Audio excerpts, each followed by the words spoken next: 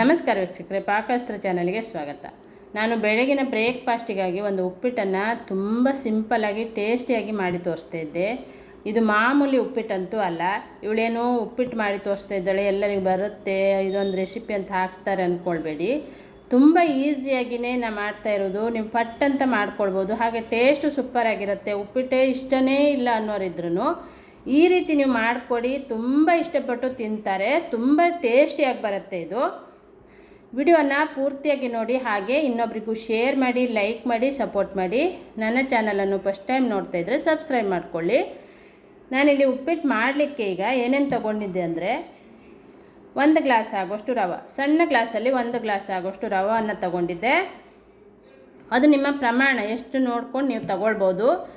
1 ಈರುಳ್ಳಿ, ಸ್ವಲ್ಪ ಕರಿಬೇವು, 1 ಹಸಿಮೆಣಸಿನ್ಕಾಯನ್ನು ಕಟ್ ಮಾಡಿ ಇಟ್ಟಿದ್ದೆ, ಖಾರ ಇದೆ ಹಾಗೆ 1 ಹಸಿಮೆಣಸಿನ್ಕಾಯಿ ತೊಗೊಂಡಿದ್ದೆ. ಒಂದು ಅರ್ಧ ಇಂಚು ಶುಂಠಿಯನ್ನು ಕಟ್ ಮಾಡಿದ್ದೆ. ಉದ್ದಿನಬೇಳೆ 1 ಸ್ಪೂನು, ಕಡಲೆಬೇಳೆ 1 ಸ್ಪೂನು, ಸ್ವಲ್ಪ ಗೋಡಂಬಿಯನ್ನು ತೆಗೆದಿಟ್ಕೊಂಡಿದ್ದೆ. ಮತ್ತು ಹಸಿ ಬಟಾಣಿಯನ್ನು ನೆನೆಸಿಟ್ಕೊಂಡಿರುವಂಥ ಬಟಾಣಿಯನ್ನು ನೆನೆಸಿಟ್ಕೊಂಡಿದ್ದೆ. ಈಗ ಒಂದು ಬಾಣಲೆಯನ್ನು ತಗೊಳ್ಳೋಣ. ಮೊದಲು ಈ ರವೆಯನ್ನು ಚೆನ್ನಾಗಿ ಕೆಂಪಾಗುವ ರೀತಿಯಲ್ಲಿ ಹುರ್ಕೊಳ್ಬೇಕು. ಒಂದು ಅರ್ಧ ಬೌಲ್ ಆಗುವಷ್ಟು ಹಸಿ ತೆಂಗಿನಕಾಯಿ ತುರಿಯನ್ನು ತುರಿದಿಟ್ಕೊಂಡಿದ್ದೆ ನೋಡಿ. ಈಗ ಫಸ್ಟಿಗೆ ರವೆನ ಚೆನ್ನಾಗಿ ಕೆಂಪಾಗುವ ರೀತಿಯಲ್ಲಿ ಇದನ್ನು ಹುರ್ಕೊಳ್ಬೇಕು. ಹಸಿ ಉಳಿಬಾರ್ದು, ಕೆಂಪಾಗುವ ರೀತಿಯಲ್ಲಿ ಇದನ್ನು ಹುರ್ಕೊಳ್ಬೇಕು. ಟೇಸ್ಟ್ ಚೆನ್ನಾಗಿ ಬರೋದೇ ರವೆಯನ್ನು ಹುರಿಯೋದ್ರಿಂದ. ರವೆಯನ್ನು ನಾವು ಚೆನ್ನಾಗಿ ಹುರ್ಕೊಳ್ಬೇಕು. ಅದು ಹಸಿ ಇರದ ಹಾಗೆ ಅದನ್ನು ಹುರ್ಕೊಂಡಾಗಲೇ ಉಪ್ಪಿಟ್ಟು ಮಾಡುವಾಗ ಟೇಸ್ಟ್ ಚೆನ್ನಾಗಿ ಬರುತ್ತೆ. ಈಗ ಈ ರವೆನ ಚೆನ್ನಾಗಿ ಹುರ್ಕೊಳ್ತಾ ಇದ್ದೆ. ಇದಕ್ಕೆ ಎಣ್ಣೆಯನ್ನು ಹಾಕ್ಲೇ ಇಲ್ಲ, ಹಾಗೆಯೇ ಇದನ್ನು ಡ್ರೈ ಆಗಿಯೇ ಹುರ್ಕೊಳ್ತಾ ಇರೋದು ನಾನು. ಈಗ ಹುರಿದಂಥ ರವೆಯನ್ನು ಒಂದು ಪ್ಲೇಟಿಗೆ ತೆಗೆದಿಟ್ಕೊಂಡಿದ್ದೆ ನೋಡಿ. ಈಗ ಅದೇ ಬಾಣಲೆಗೆ ಒಂದು 3 ಸ್ಪೂನ್ ಆಗೋಷ್ಟು ತೆಂಗಿನ ಎಣ್ಣೆ ಹಾಕಿದ್ದೆ. ತೆಂಗಿನ ಎಣ್ಣೆಯಲ್ಲಿ ಮಾಡಿ ನೋಡಿ, ತುಂಬಾ ಟೇಸ್ಟಿಯಾಗಿ ಬರುತ್ತೆ. ಒಮ್ಮೆ ಟ್ರೈ ಮಾಡ್ಕೊಳ್ಳಿ, ಆರೋಗ್ಯಕ್ಕೂ ತುಂಬ ಒಳ್ಳೆಯದು. ಹಾಗೆ ತೆಂಗಿನ ಎಣ್ಣೆ ಹಾಕಿಬಿಟ್ಟು ಸಾಸಿವೆ ಹಾಕಿದ್ದೆ. ಹಾಗೆ ಉದ್ದಿನಬೇಳೆ, ಕಡಲೆಬೇಳೆ ಮತ್ತು ಗೋಡಂಬಿಯನ್ನು ಹಾಕಿ ಚೆನ್ನಾಗಿ ಫ್ರೈ ಮಾಡ್ಕೊಳ್ತಾ ಇರೋದು.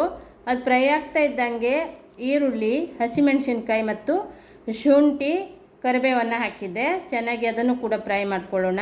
ಇದು ಸ್ವಲ್ಪ ಫ್ರೈ ಆದ ನಂತರ ನೆನೆಸಿಟ್ಕೊಂಡಂಥ ಬಟಾಣಿಯನ್ನು ಹಾಕಿದ್ದೆ. ಇವೆಲ್ಲ ಹಾಕೋದ್ರಿಂದ ತಿನ್ನುವಾಗ ಬಾಯಿಗೆ ಸಿಗುತ್ತೆ, ಟೇಸ್ಟು ಚೆನ್ನಾಗೇ ಬರುತ್ತೆ. ಒಮ್ಮೆ ಟ್ರೈ ಮಾಡಿ. ಈಗ ಇದನ್ನು ಚೆನ್ನಾಗಿ ಮಿಕ್ಸ್ ಮಾಡಿಕೊಂಡು ರುಚಿಗೆ ತಕ್ಕಷ್ಟು ಉಪ್ಪನ್ನು ಹಾಕ್ಕೊಂಡಿದ್ದೆ. ಇದು ಫ್ರೈ ಆಗಿದೆ. ಈಗ ನೀರನ್ನು ಹಾಕ್ಕೊಳ್ಳೋಣ. ನಾನು 1 ಗ್ಲಾಸ್ ಆಗುವಷ್ಟು ರವಕ್ಕೆ 2 ಗ್ಲಾಸು ನೀರು ಹಾಕ್ಕೊಳ್ತಾರೆ. ನಾನು ಒಂದು 1/4 ಲೋಟ ಹೆಚ್ಚು ಹಾಕಿದ್ದೆ ನೀರು. ಸ್ವಲ್ಪ ಡ್ರೈ ಆಗುತ್ತೆ, ಹಾಗಾಗಿ 1/4 ಲೋಟ ಆಗುವಷ್ಟು ನೀರನ್ನು ಜಾಸ್ತಿನೇ ಹಾಕಿದ್ದೆ.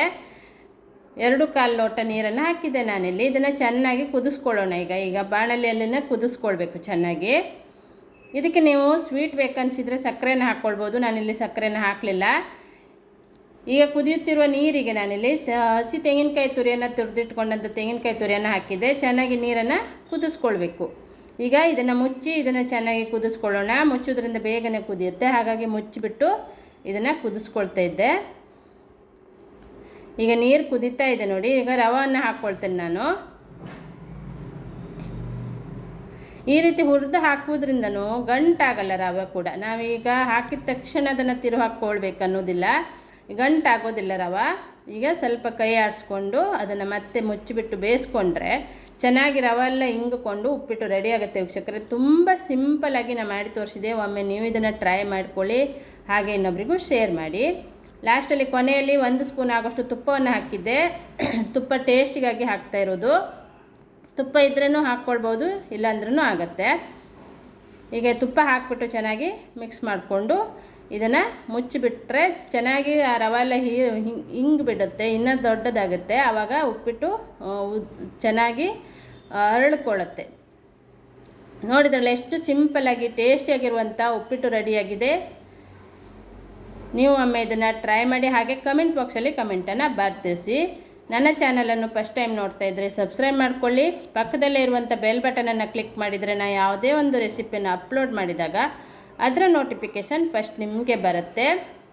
ಈ ಒಂದು ಉಪ್ಪಿಟ್ಟನ್ನು ನೀವು ಒಮ್ಮೆ ಟ್ರೈ ಮಾಡಿ, ಅದರ ಟೇಸ್ಟು ಹೇಗಿದೆ ಅನ್ನೋದನ್ನು ಕಮೆಂಟ್ ಬಾಕ್ಸಲ್ಲಿ ಕಮೆಂಟನ್ನು ಬರ್ತಿಳಿಸಿ. ಮತ್ತು ಇನ್ನೊಬ್ರಿಗೂ ಶೇರ್ ಮಾಡಿ. ತುಂಬಾ ಟೇಸ್ಟಿಯಾಗಿ ಬರುತ್ತೆ. ನೀವು ತೆಂಗಿನ ಎಣ್ಣೆಯಲ್ಲಿ ಒಮ್ಮೆ ಉಪ್ಪಿಟ್ಟನ್ನು ಮಾಡ್ಕೊಳ್ಳಿ.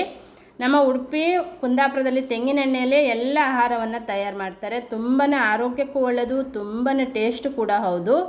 ಹಾಗಾಗಿ ತೆಂಗಿನೆಣ್ಣೆಯಲ್ಲಿ ನೀವು ಒಮ್ಮೆ ಟ್ರೈ ಮಾಡಿ. ವಿಡಿಯೋನ ಪೂರ್ತಿಯಾಗಿ ನೋಡಿದ್ದಕ್ಕೆ ಥ್ಯಾಂಕ್ ಯು.